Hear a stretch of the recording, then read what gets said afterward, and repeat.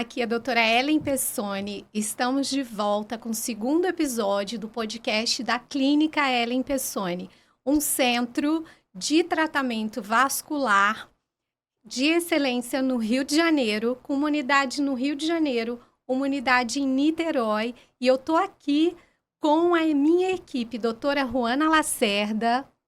Oi, um prazer estar aqui de volta, Ellen. E com a doutora Karine Miranda. Olá, sejam bem-vindos. E hoje o nosso tema, seguindo a sequência daquele nosso papo muito honesto sobre varizes, são mitos e verdades. Muitas dúvidas que as pessoas têm sobre o que realmente é verdade, o que é válido, o que deve ser feito ou não. E aí a gente está aqui para bater esse papo, né, com a nossa equipe e tentar esclarecer, trazer verdades para vocês e não vocês ficarem com os mitos. Esse assunto vai ser quente hoje, hein, Ellen? A gente tem uma lista aqui, ó, enorme que a gente fez para falar sobre as perguntas mais frequentes que a gente recebe. E aí, eu queria começar com o tema salto alto. Mas esse quem tem que falar é você, com vários artigos publicados aí agora sobre isso. Então, conte mais sobre isso, Ellen. Salto alto. Salto alto dá varizes ou não dá varizes? Eu adoro salto alto. Se desse varizes, eu ia estar com problemas.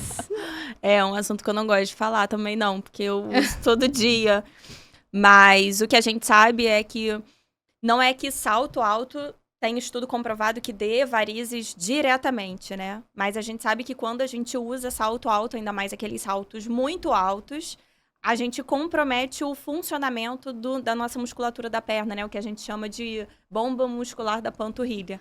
E é essa musculatura que ajuda o nosso sangue, o retorno venoso, né? Ajuda as veias a trabalharem. Então, tá usando muito salto alto é ruim, por um lado, porque você não permite que o músculo faça todo o movimento dele, tenha toda a mobilidade de tornozelo, que a mobilidade de tornozelo é fundamental para isso, e isso acaba comprometendo um pouco.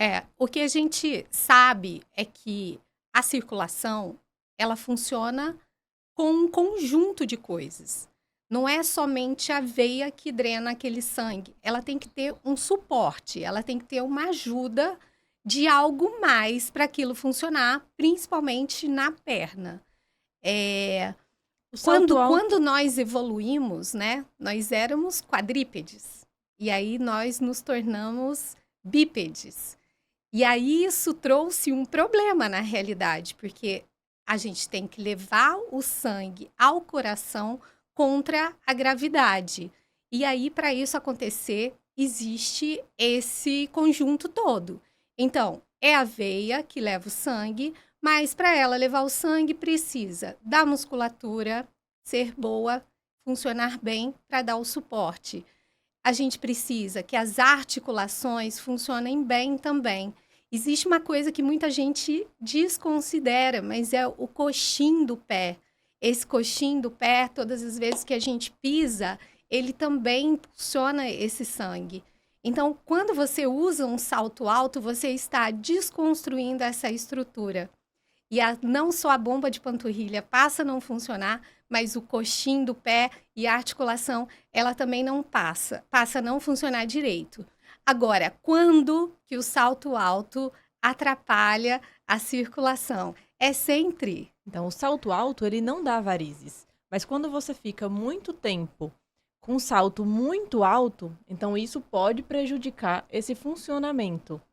Exatamente então, que não é sempre. Na verdade, isso depende do tempo que você usou e de quanto alto está aquele seu calçado. Então, não é contraindicado. Você pode usar o seu salto alto, mas tudo sem exagero. Um salto que não seja muito alto e que não seja por muito tempo prolongado e que não seja diariamente, mas você vai poder usar o seu salto alto, né? E entrando talvez nessa parte de bomba muscular da panturrilha, né? Tem um outro mito que entra aí, que é a questão da musculação, da atividade física, né? Que também fica essa Sim. pergunta, pode ou não pode fazer atividade física? Piora ou não piora as varizes, né? A E musculação. qual atividade física que pode ser realizada ou não? O que vai atrapalhar a circulação e fazer surgir varizes? É musculação, Ruana? Se fosse a musculação, eu ia ser a primeira a estar tratando com vocês aqui, hein? Então, na verdade, assim, eu sempre tive varizes e sempre fiz musculação. Então, a musculação não é a causa das varizes. Então, se você já tem varizes, você pode continuar fazendo a sua musculação. Mas o que eu sempre falo, você começou a fazer musculação, e surgiram varizes, aquelas varizes se tornaram mais dilatadas, ou você tem varizes dilatadas, é importante que você faça uma avaliação antes de começar uma musculação. Não que a musculação em si, ela seja a responsável pelas varizes. Eu acho que aí a gente começa na questão do bom senso. Então, se eu nunca fiz musculação, eu sei que eu tenho varizes, eu vou começar uma musculação sem ser avaliado e saber se aquilo pode, o que pode prejudicar Até o meu porque a caso. musculação, ela gera uma vasodilatação. Então, você vai ter uma vasodilatação venosa. Então, se você nunca fez, né, a musculação, você tem varizes que você sabe que estão ali, tão alteradas, provavelmente você tem até sintomas relacionados, procura uma avaliação primeiro para você começar algo que seja mais adequado e até tratar antes, Isso. né? Agora, existe atividade física que piora a circulação? Você tá querendo vir falar do meu crossfit, é isso? Ó, meu crossfit, meu beach tênis. Tá lutando Muay Thai também? Não. Ó, é a história do bom senso que você falou. Tudo em excesso pode ser deletério para a circulação, para o corpo como um todo. Então, é lógico que as atividades físicas que exercem um levantamento de peso excessivo ou qualquer atividade que você faça sem supervisão adequada, sem um Que movimento não adequado. seja progressivo, porque assim, você não vai começar de uma hora para outra com um peso na perna de 10 quilos. Aham. Você vai evoluindo, a sua musculatura vai se habituando, vai treinando, a sua circulação ela vai se adaptando àquilo, e aí você vai chegar nos 10 quilos sem fazer nenhuma lesão, nem muscular e nem circulatória, né? Exatamente. Outra atividade que eu sugiro também que seja evitada, principalmente para quem tem varizes grossas, é a luta. Seja Muay Thai, Jiu-Jitsu, pelo quê? Pelo risco de você levar um sangramento daquelas varizes. Então, se você Um não tiver... trauma, Exatamente. uma Se você não tiver um inflamação, cuidado uma adequado, flebite. você pode levar. E o sangramento por varizes, ele é catastrófico, principalmente para quem não conhece. Então, é muito assustador para o paciente Ele tem ver até aquilo. um nome técnico que eu sempre achei muito feio, que é varicorragia. É o sangramento quando uma varize rompe. E realmente, como a Ruana falou, é catastrófico, porque é um sangramento, não é fácil de parar, e as pessoas se assustam, né, com aquele... Então, a luta Mar de não é sangue. que tenha um prejuízo, mas eu meio que desaconselho aos meus pacientes que têm alguma variz mais grossa e que ainda não realizaram Que o a pele tratamento. seja Sensível. fina e sensível. Então, a importância do que você falou, Ellen, de primeiro você fazer uma avaliação antes de iniciar uma atividade física assim, quando você já tem Agora, varizes. assim, você não tem varizes e quer fazer musculação. Vai aparecer varizes porque você começou? A culpa a não é fazer da a musculação. musculação. Ou você já tem tendência, já tem lá aquela mãe, aquela tia, aquela avó que tá te passando, o hábito de trabalho, questão de obesidade, sedentarismo, tem tanto hormônio, tem tanto fator que influencia. Não dá pra botar a né? culpa A toda na culpa é musculação. Nós só culpamos a musculação quando a gente não quer ir. Aí a gente pode responsabilizar ela, mas ela não pode ganhar a culpa de tudo. Eu, particularmente, eu tenho um histórico de varizes importante na minha família. Eu lá atrás já operei varizes, eu tenho que me cuidar sempre. Então, assim, tudo que eu falo, recomendo, eu passei por aquilo, né? Então, eu já passei pelos tratamentos e eu sei, eu sinto dor, eu sinto inchaço. Então, eu sou uma pessoa, na prática, com problema circulatório. Então, eu testo tudo. E eu não fazia musculação. Há 5 anos atrás, eu comecei a fazer regularmente. E sabe qual foi a minha surpresa? Um monte de vaso que estava dilatado na minha perna melhorou. Por quê? Porque a minha musculatura começou a ficar tonificada. E é isso que eu recomendo para os meus pacientes. Tonifique a musculação. Com a musculação, tonifique, não hipertrofie. Faça a musculatura ficar tonificada. Bombeamento meu melhorou, os meus sintomas melhoraram, as minhas varizes, a aparência das varizes melhoraram. E depois disso, que eu vi na prática, eu recomendo para todas as mulheres acima de 40 anos, façam musculação, porque a sua musculatura precisa estar tonificada. O peso da musculação, ele ajuda na calcificação óssea. Então, os benefícios são muitos para aquilo. Agora, sempre o bom senso, nada com exagero. Assim, e você tá trazendo esse lado da musculação para a mulher acima de 40 anos, mas eu acho que, além disso, né, é a importância da atividade física, não só para circulação, é para a questão de peso, é para o mental, é o quanto é liberação de endorfina, é o paciente que está meio deprimido e ele melhora de humor quando começa uma atividade física regular, é uma saúde como um todo, né? É a qualidade de vida que a Ruana estava falando, que a gente quer tratar as pessoas e quer oferecer para elas tudo que a gente pode para qualidade de vida. Então, não é só questão da circulação, acho que é como um todo e o que é positivo, o saldo positivo é muito grande, né? Uma coisa que desculpa te interromper, que às vezes acontece também é o paciente que era obeso e aí começou a perder peso e aí ele começa a falar que, poxa, mas eu comecei a emagrecer e aí os vasos começaram a aparecer. Isso já ouvi também.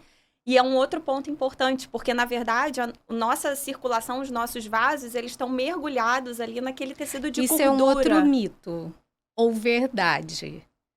Obesidade e varizes. Perder peso dá varizes, quando eu era obeso, ou a obesidade dá as varizes. Eu acho que é um tema que a gente tem que detalhar melhor para as pessoas. Obesidade, ela é um fator de risco para varizes? A obesidade, ela é um fator de risco para varizes.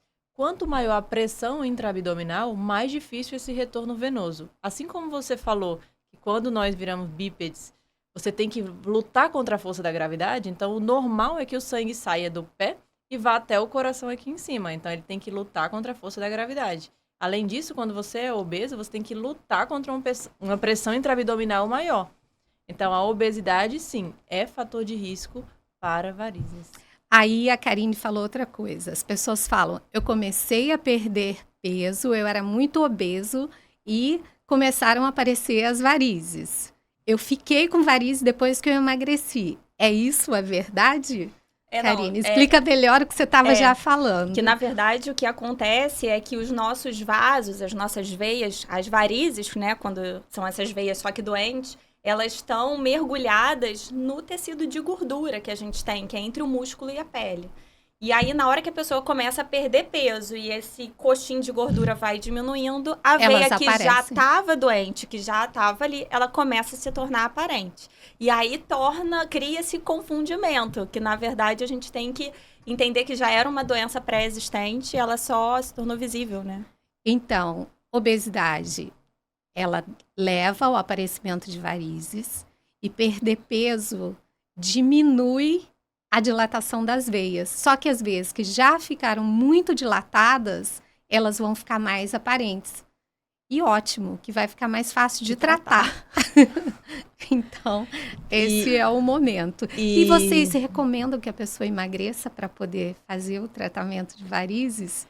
Eu recomendo que emagreça para a qualidade de vida, não para o tratamento de varizes. Não é obrigatório você ser magro para você tratar varizes. Mas antigamente existia isso. Existia isso. Tem que emagrecer para poder fazer a cirurgia de varizes.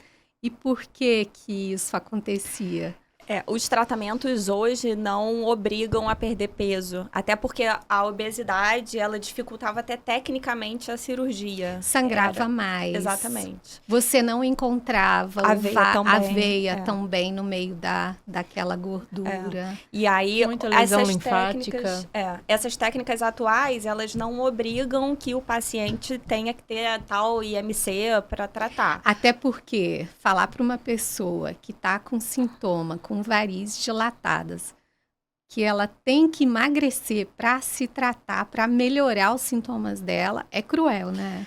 O que eu acho é que esses pacientes, eles muitas vezes entram num ciclo vicioso em que você começa a não saber aonde é o problema maior e aí eles entram num buraco de dificuldade de como conseguir sair disso, né? Como fazer para perder peso? Porque aí você vai... Como que eu vou fazer atividade física se eu sinto dor nas pernas? Se eu tô com dor. Se eu tenho artrose no joelho? Então, você não consegue sair desse ciclo.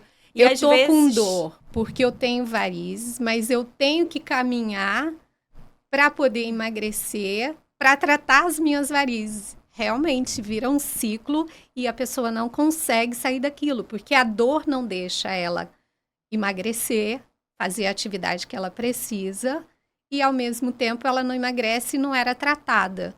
E o que tem de novidade hoje é que esses novos tratamentos sem cirurgia, o paciente não precisa emagrecer para fazer o tratamento dele.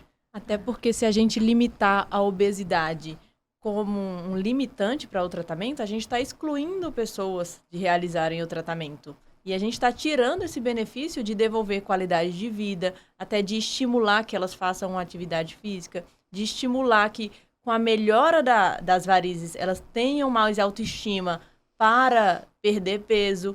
Então, você estaria limitando o tratamento. E o objetivo hoje não é esse. Com as novas técnicas, que é o que a gente vem conversando tanto aqui, é que você dê a oportunidade, é que você amplia a indicação. Então, por exemplo, um paciente que tem uma doença de safena, com um furinho na perna, hoje você consegue resolver. O endolaser, você consegue tratar aquela safena, sem trazer tanta morbidade para ele e sem dificultar o tratamento, que é o nosso objetivo é agregar, é trazer mais pessoas que possam melhorar a qualidade de vida, que possam melhorar a sua autoestima e aí sim estimular essa perda de peso para uma qualidade de vida em si, não só pelas varizes. Outro mito ou verdade que a gente vai discutir aqui agora é sobre uso de meia elástica. Todo mundo que tem varizes tem que obrigatoriamente usar meia elástica? A meia elástica não é para todo mundo, mas é para muita gente. Tem as situações em que não é indicado meia elástica. Tem situações em que a gente pode ajudar a circulação de outras formas e conseguir poupar a meia elástica, mas muitas vezes a meia elástica vai ajudar sim. Por exemplo, as pessoas que trabalham ficando muito tempo em pé ou muito tempo sentado, eu sempre sugiro formas de você adaptar no trabalho, se possível for, para às vezes não ter essa necessidade de usar a meia elástica. Mas às vezes aquela pessoa que tem, olha, é home office, mas é aquele home office que você tem que ficar em frente ao computador 10 horas e não tem como sair. Aí uma opção, ir com a perna para baixo, não tem jeito, aí uma opção é a meia elástica. Agora, o que facilita muito é que também tinha aqueles mitos antigos da meia elástica, de que tem que obrigatoriamente ficar com a perna meia hora para cima antes de colocar a meia. E aí você acorda, toma banho, toma café, se depois você ainda tem que ficar meia hora para cima, você não chega no trabalho consegue nunca. mais. Você já não consegue mais. A questão da meia elástica, eu acho assim, ela é indicada para duas situações: para prevenção e para tratamento de sintomas. No caso de prevenção, grávida, por exemplo, né? Alguém que tenha uma veia mais dilatada e tem que ficar muito tempo em pé e ainda não pôde fazer seu tratamento, você quer prevenir aquilo de expandir. Para sintoma, né? Sintoma de inchaço, né? Do edema e sintoma de peso na perna diário no final do dia. Eu acho isso uma indicação, assim, cabeleireiro. Trabalha muito tempo em pé, tem que usar a meia elástica para poder aliviar os sintomas. Vai tomar o remédio e vai usar a meia elástica. Professora, enfermeiro, são profissões que a meia elástica, para quem é sintomático, vai beneficiar bastante. Outro uso da meia elástica, pós-tratamento, que também ajuda bastante. Mas uma coisa que eu acho que tem que ficar muito claro para o paciente, ele tem os benefícios e a meia elástica é uma coisa para ajudar, não pode ser para atrapalhar. Não pode ser um incômodo. E se começar a incomodar, tem que tirar, porque tá garroteando e vai fazer um mal, né? Como nós falamos, a meia elástica e as medicações, elas são um tratamento temporário. Alguns convênios até buscam que a gente... antigamente tinha-se isso. Você tem que fazer um tratamento por no mínimo tanto tempo com meia elástica, medicação, para só assim poder realizar. Isso também é um mito. Na verdade, isso é um tratamento temporário. O tratamento definitivo para as varizes... Ele é sintomático temporário. Parou de usar, voltam parou todos o os efeito, sintomas. voltam todos os sintomas. E em relação ao preparo, né, que eu falei, tem que ser uma coisa prática, senão a pessoa não vai usar. Eu até recomendo usar da seguinte forma: leva na bolsa, coloca. O Rio de Janeiro é muito quente. Você imagina uma pessoa que pega ônibus com uma meia elástica, aquele ônibus lotado no calor e tudo mais, leva na bolsa a meia elástica, usa a meia elástica menor, que é a 3/4. Chegou no lugar onde você vai ficar muito tempo em pé, coloca a meia. Na hora de ir embora, tira a meia e vai embora sem a meia. Tem que ser prático, porque senão não vai usar e não vai ter o benefício que ela poderia causar. O mais importante é você utilizar. Porque se você ter por ter e não utilizar, não vai ter benefício nenhum. Agora você falou de gravidez. E gravidez causa varizes? E gravidez? Deixa eu só concluir uma coisa sobre a meia, que outra coisa importante também é você comprar a meia que seja adequada, isso é importante. Sim. E é um detalhe que às vezes a pessoa, eu acho que meu tamanho é o P, é o M, e na verdade nas caixas tem uma tabela que indica, de acordo com a medida da circunferência da panturrilha, do tornozelo, mas qual é a meia esse adequada. tamanho é de acordo com cada marca. Tem que prestar atenção na Tem que marca ver a tabela que vai comprar, certinho. porque existem marcas que é pelo tamanho do pé, existem marcas que é pelo tamanho da panturrilha, então tem que escolher. E outra coisa importante na hora de comprar o tecido que você sabe que vai utilizar. Existem tecidos grossos de algodão, tecidos finos de nylon, meias que parecem meia fina, não parece uma meia de tratamento, meia que é de esporte, que é mais fácil de ser usada. Então, você tem que saber que você tem todas essas possibilidades.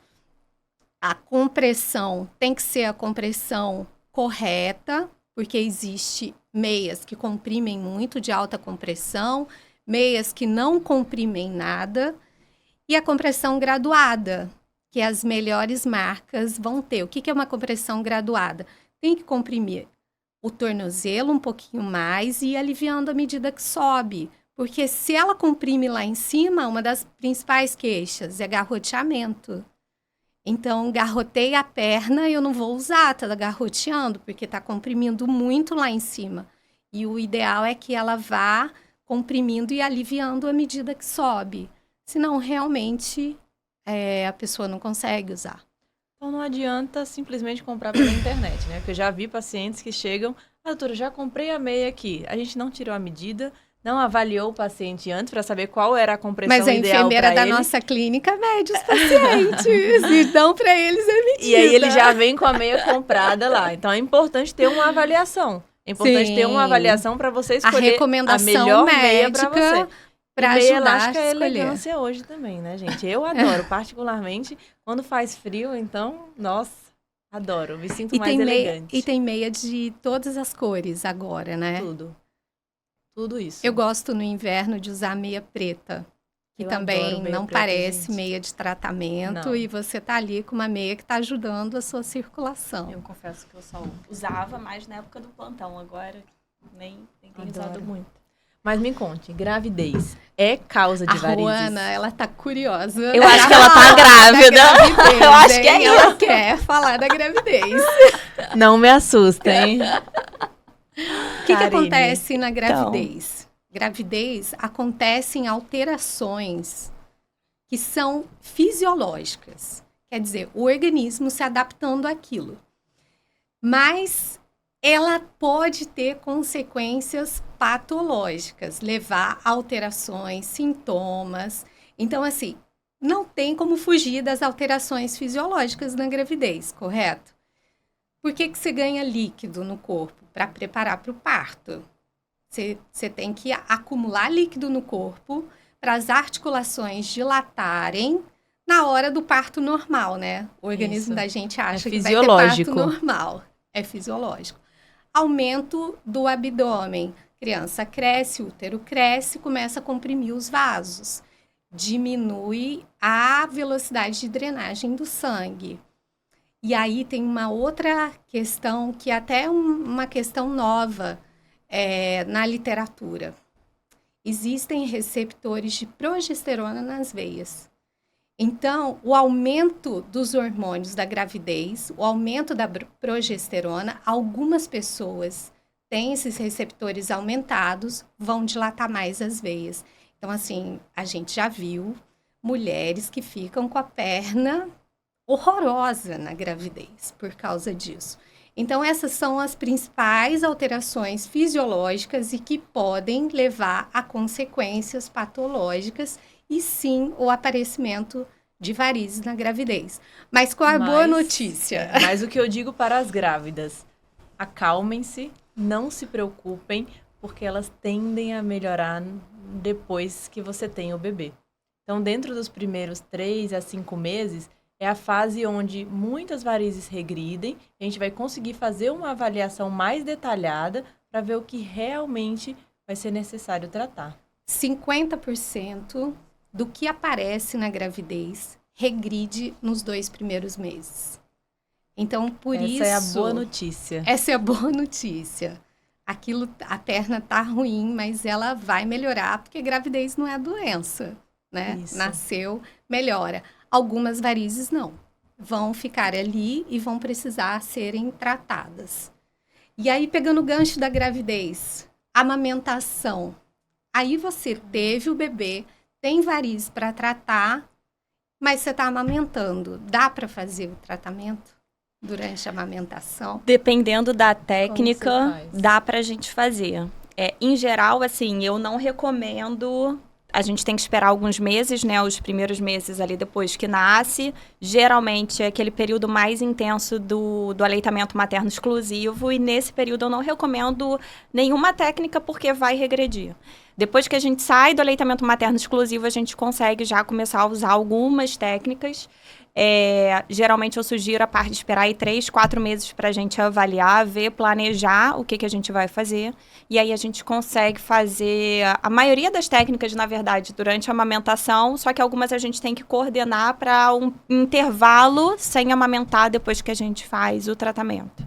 Eu gosto de esperar também esse período, até para ver o que vai Eu espero melhorar e o menos. que vai ficar. Você espera menos? Eu espero menos. Espero muitas vezes 5 meses. Algumas Não. vezes. Eu recomendo após 2 meses. 2 meses, 60 dias, é o tempo que a maioria das alterações fisiológicas da gravidez regridem.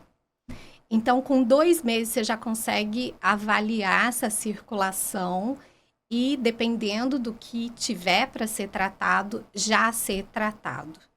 E aí, outro ponto durante a amamentação. A maioria das substâncias que a gente usa injetável, por exemplo, polidocanol, que é usado tanto para espuma como escleroterapia, ele tem uma metabolização hepática de 3 horas. Então, se o intervalo de mamada conseguir ser nesse período, né, dependendo de como que tá a criança, você consegue fazer o tratamento e 3 horas depois a substância não existe mais. E aí o outro ponto, a gente tem a possibilidade de fazer laser e glicose.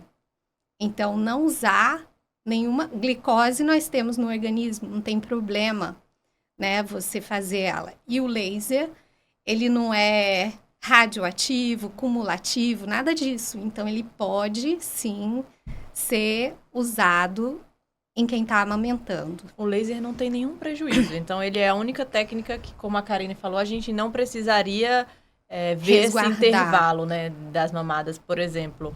Então, ele auxilia nisso, para você já começar um tratamento mais precoce. Mas eu acho importante a gente esperar um tempo para ver o que realmente vai tratar. Mas vamos pensar nessa questão dos 2 meses aí. Os 2 meses na literatura é suportado, até na literatura também. E na prática, né? A gente vai vivendo e vai vendo que tem essa possibilidade de fazer esse tratamento dessa maneira. Uma coisa que eu acho muito preocupante, mudando um pouquinho de assunto já, que os pacientes perguntam muito, do risco de trombose durante o tratamento. O que vocês aconselham os pacientes com essa preocupação deles? Qualquer tratamento? Qualquer ou tratamento. Pós-gravidez, pós... Qualquer tratamento. Ela mudou completamente o tema. Qualquer tratamento que você mexa numa veia, qualquer técnica, existe algum risco de trombose, mesmo que seja 0,01%. Né? Você está mexendo na circulação, mas existem tratamentos, veias, indivíduos que têm uma propensão a fazer trombose que vão ter esse risco maior. É aquela questão que a gente falou. Risco sempre vai existir. Você tem que fazer com o especialista e ponderar todos os riscos. Por isso que o especialista é importante, para avaliar os riscos que você tem. Esses riscos são bem avaliados quando você faz uma boa anamnese, toda aquela história com o paciente, mas eu costumo tranquilizar os pacientes, porque o risco nesses tratamentos que a gente faz no consultório hoje em dia muito pequeno, é muito pequeno. Então, eles vêm com essa preocupação, mas eu acho que assim, a gente também acalmá-los, tranquilizá-los, é importante. Mas porque o que eu recebo não é tão não comum é isso. na prática. O que eu tenho é trombose. Outra preocupação. O que eu tenho de sintoma, isso é uma trombose ou isso pode levar a uma trombose? É isso a maior queixa que eu recebo relacionada à trombose. Então, assim, como que a gente sabe se é trombose ou não? E aí a gente volta para o assunto do Doppler, né? O Doppler é muito importante nessa avaliação para a gente até falar isso para o paciente, né? Para ele ficar mais tranquilo que aquilo ali não é uma trombose. Embora a doença venosa, ela tem esse risco à medida que ela vai piorando. Então, o mito aqui é, eu tenho varizes, eu vou ter trombose porque eu tenho varizes? Exatamente. Na verdade, é um mito, mas não deixa de ser também uma verdade. Exatamente. É uma verdade. Não necessariamente você vai ter trombose. Não é um risco imediato. Mas você tem esse risco. Mas se sua doença evoluir, se você fizer uma tromboflebite daquela veia que está muito dilatada, ela pode evoluir para uma trombose. E uma das principais indicações do tratamento de pacientes que não possuem sintomas é prevenir complicação. E essa é uma das complicações que a gente previne com o tratamento. A gente tem que tranquilizar, mas também tem que mostrar que esse risco existe durante o tratamento e durante a própria piora, progressão da doença que o paciente tem. O que eu sempre gosto de falar para os pacientes é que risco de trombose é igual a gente ir juntando pontos, né? Então, quem tem tendência genética, que é alguma trombofilia, ganha 1 ponto. Obesidade, 1 ponto. Idade, 1 ponto. Quem tem varizes, ganha mais 1 ponto. Se essas varizes são varizes calibrosas, é uma doença de safena, o ponto é mais de 1 ponto. Então, são vários pontos que vão influenciar nesse risco de trombose. Aí tem pacientes que perguntam, mas então depois que eu tratar, eu não tenho mais risco nenhum de ter trombose. Depende dos outros Depende pontos. dos outros pontos. Se você tá cheio de pontos, a gente diminui esse risco, mas a gente não zera esse risco. Até porque quem aparentemente não tem ponto nenhum, tem risco de ter trombose, porque até uma imobilização, você faz uma cirurgia, Uma fica muito lesão tempo ortopédica. imobilizado, lesão ortopédica, você ganhou um ponto naquele momento e aí tem risco de ter trombose. Então, não tem como prever que a pessoa que tem varizes Sim. vai ter trombose, mas ela aumenta muito o risco dela, ainda mais quanto pior é a doença dela. Então, é uma verdade. Eu vou voltar um pouquinho naquela questão da gravidez, porque Agora eu tô achando Agora já que é ela. Não, já não sou eu, hein? existe uma questão de mito ou verdade. Posso tratar as varizes na gravidez? Depende. Então, isso é um questionamento É. que a gente sempre recebe. Em geral, assim, casos Gente, extremos. eu tô congelando aqui. Eu também tô. Eu tô aqui tremendo. Casos extremos, a gente pode até pensar em algum tratamento. Então, um paciente que já está evoluindo com alguma flebite, a gente pode pensar em alguma forma de tratar as varizes, não uma complicação. Eu tenho varizes. Até tem algumas técnicas que você pode fazer. Em geral, eu não recomendo muito, dependendo do que for. Mas não é contraindicado a maioria dos tratamentos. Alguns podem ser feitos. Alguns podem ser feitos, mas o que a gente vê durante a gravidez? A gente vê uma venodilatação, a gente vê uma vasodilatação. Então, você pode superestimar o que aquela pessoa vai precisar de tratamento. Então, assim, eu não aconselho o tratamento por este motivo. Mas algumas técnicas podem ser realizadas. O que acontece na gravidez? Laser pode ser usado na gravidez? Pode. Sim. Glicose pode ser usada na gravidez? Pode. Polidocanol pode. A maioria das técnicas podem ser usadas. A questão é, vale a pena você usar? Você está brigando com uma alteração fisiológica que está acontecendo ali. Isso. Então, você está tratando aqui e está piorando ali. Está tratando aqui, está piorando ali. E você está tratando uma coisa que pós-gravidez pode desaparecer. Pode nem estar ali. Então, quanto mais tratamento você faz, o coração da grávida e fala, vai ter o seu bebê, recupera o seu organismo, volta para tratar o que restou, Isso. né? E quanto mais tratamentos você faz, em vez que talvez não precisassem desse tratamento, você também aumenta o risco das complicações. Então, assim, eu desaconselho o tratamento por isso também. Você vai Eu já tratei uma grávida. tratar e não vai necessariamente... Eu já tratei uma grávida com laser, mas ela era uma menina jovem e que a perna dela, um local da perna dela que não era conectado com nada importante, ficou muito feio.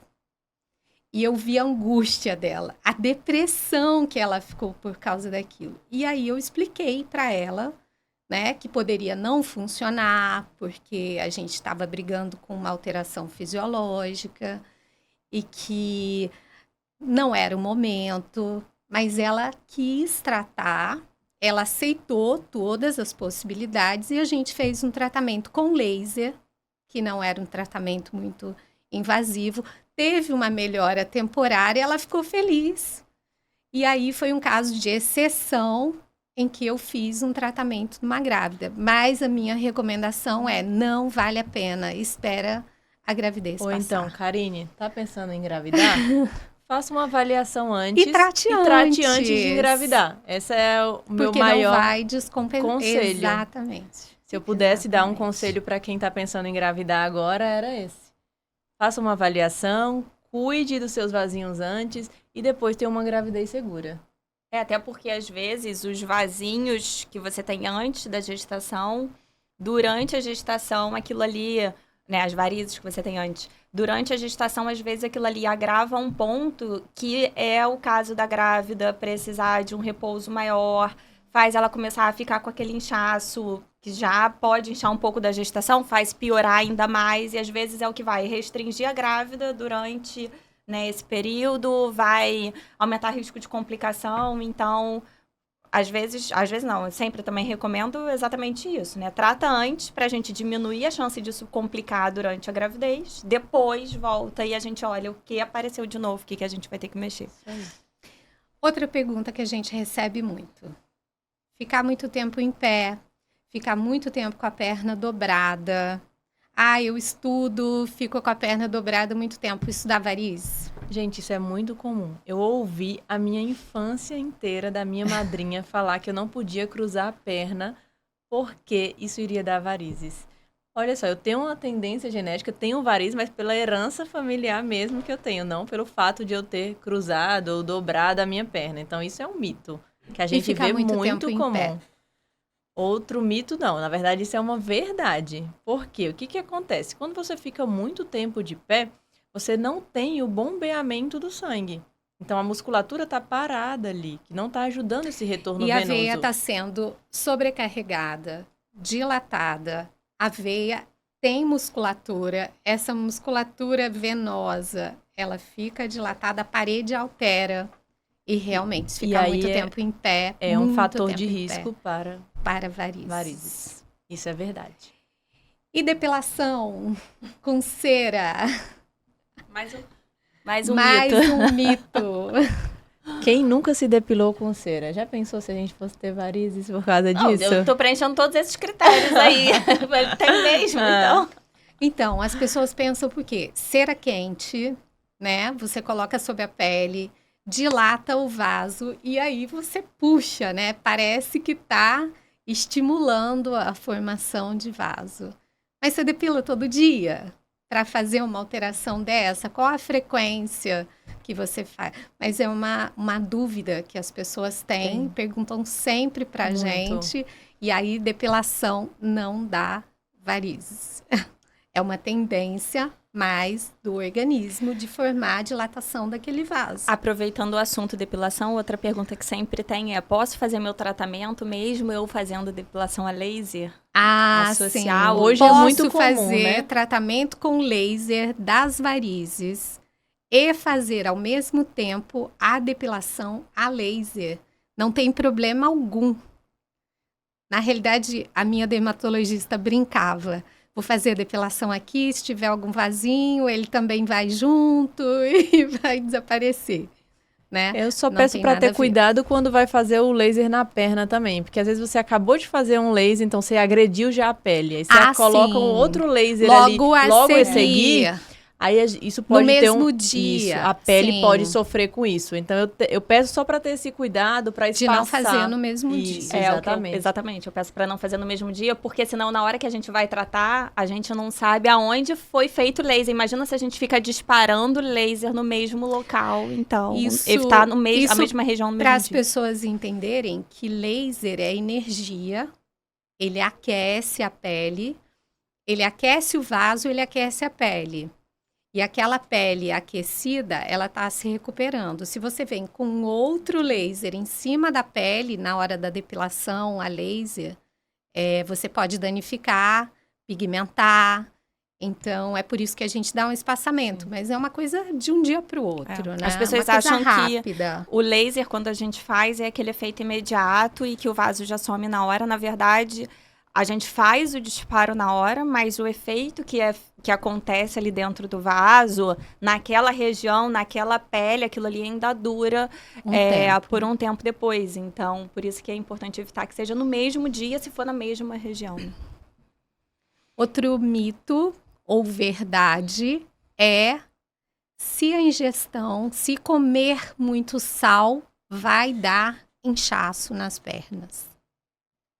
Isso é verdade. É uma verdade. Absoluta. A alimentação influencia muito. Muito na questão do inchaço. De retenção de líquidos, tudo isso. Sódio, né? Sal em excesso é ruim para a circulação como um todo. Não só essa parte de inchaço, de veia, que é o que a gente tem focado mais aqui. Mas quando a gente pensa em pressão arterial, né? Aumento de pressão. Quando a gente pensa em aterosclerose, que é placa de gordura, inflamação das artérias, tudo isso, o sal está diretamente relacionado. O sal, ele contém um componente que é o sódio e onde o sódio tá, ele traz a água junto com ele. Então, se você tem um excesso de sódio, você tá tendo um excesso de água junto, porque o organismo, ele tenta fazer um equilíbrio. Tem muito sódio ali, eu tenho que trazer água para equilibrar esse sódio. E aí ele vai fazer a retenção e vai fazer esse edema realmente acontecer. Então, as pessoas que têm tendência a ficar inchadas, elas têm que ter esse cuidado com a alimentação, sim. Toda perna inchada é trombose? Não, jamais. Pelo contrário. É um medo grande, é um mito. Muitas. E a mais frequente não é a trombose nem a varizes, né? Então, são muitas causas para inchaço nas pernas, desde essa questão de alimentação, de descompensação de tireoide, de rim, de fígado, de coração. Isso tudo dá inchaço, linfedema, isso tudo vai dar inchaço. E uma é muito coisa para chamar a atenção, né, das pessoas, né, que ficam preocupadas com trombose, o inchaço da trombose, ele é um inchaço que não melhora, geralmente numa perna só, né, mais comum abaixo do joelho e vem acompanhada de dor. Então, é um inchaço muito específico, né, para isso. Uma outra coisa que perguntam muito pra gente, mito ou verdade, safena é uma veia do coração? Muito, você tem muito essa confusão. A safena não vai até o coração. Safena é uma veia que a gente tem desde o tornozelo até a virilha, mas essa confusão acontece porque antigamente, quando a gente ia fazer cirurgia, né, entupia um vaso do coração e aí faz a ponte safena. E aí você tira um pedaço da safena lá da perna e coloca esse pedaço da veia no coração. Mas hoje em dia, existe ainda é feita a ponte safena, mas a cirurgia de revascularização miocárdica, que é essa que abre o peito, tudo isso, ela é feita em bem menor proporção do que ela era feita antigamente. E não é só a safena a única opção que a gente não, né? O cirurgião cardíaco tem para isso. Então, quando um paciente tem uma artéria do coração que entope, ele ou vai fazer angioplastia, ou pode ser feita uma ponte mamária, uma ponte com radial. Mas a safena, ela é uma veia da perna. Inclusive, na perna, nós temos mais de uma safena. Nós temos uma safena principal, nós temos uma safena menor, nós temos safena acessória. Então, são veias da perna, não são veias do coração. E tratar uma safena na perna não tem problema. Porque, como a Karine está explicando, hoje a safena quase não é usada mais para tratar o coração. Porque o que se tinha antigamente é que a safena não poderia ser tirada, excluída, porque ela ia servir para um tratamento do coração. E hoje nem isso ela é mais. Uma safena doente, ela tem que ser tratada. O que eu falo, que a safena doente, ela só serve para dar problema. A verdade é essa. E muitos também têm essa preocupação, retirei a safena, como que vai ficar a minha circulação? Então, assim, 70% do retorno venoso, ela vem das veias mais profundas. Então, a safena, quando você queima, quando você retira, qual seja o tratamento que você faz, ela não traz nenhum prejuízo para a circulação da pessoa. Na realidade, se ela está doente, ela só está dando problema. Exato. E só vai piorar aquela situação. Outro mito ou verdade, a gente está indo para o último mito nosso. Varizes tem cura? Qual a cura para as varizes? E varizes tem cura? Quando vocês souberem, assim, bem grande. Quando vocês souberem, vocês me contam, porque quem descobrir isso vai ficar milionário. Infelizmente. Acho que no futuro, a gente falou de tecnologia futura, eu acredito que a gente vai ter terapia genética. E aí a gente vai conseguir curar. É verdade. Mas também acredito. Varizes não tem cura, porque a principal causa, o principal fator é o fator não é hereditário, porque não existe um gene associado ao aparecimento de varizes. Não existe um gene identificado que é passado de mãe ou de pai para filho. mas a gente diz que é uma doença familiar herdada. Então, ela é familiar herdada, o seu organismo forma varizes. Quando você trata o que está ali, você previne um pouco de outras aparecerem, mas como é um problema crônico, tem que ser sempre tratado e não existe a cura, existe o controle para aquilo. Como o próprio nome diz, né? É uma insuficiência venosa crônica. Então, a gente trata para evitar as complicações, mas a gente ainda não tem a cura da doença. Então, a importância da manutenção, do acompanhamento periódico, para a gente estar sempre tratando quando surgirem alguma manifestação nova da doença. Nós vamos terminar aqui Que pena! a nossa conversa. Muito obrigada pela presença de vocês. É sempre bom estar aqui. Mais uma troca rica, mais informações para as pessoas, para os nossos pacientes. E eu sou a doutora Ellen Pessoni. Nossa clínica está no Rio de Janeiro. Temos uma unidade em Niterói. Minha rede social no Instagram é doutora Ellen Pessoni. No TikTok, o mesmo nome, doutora Ellen Pessoni. Até o próximo episódio.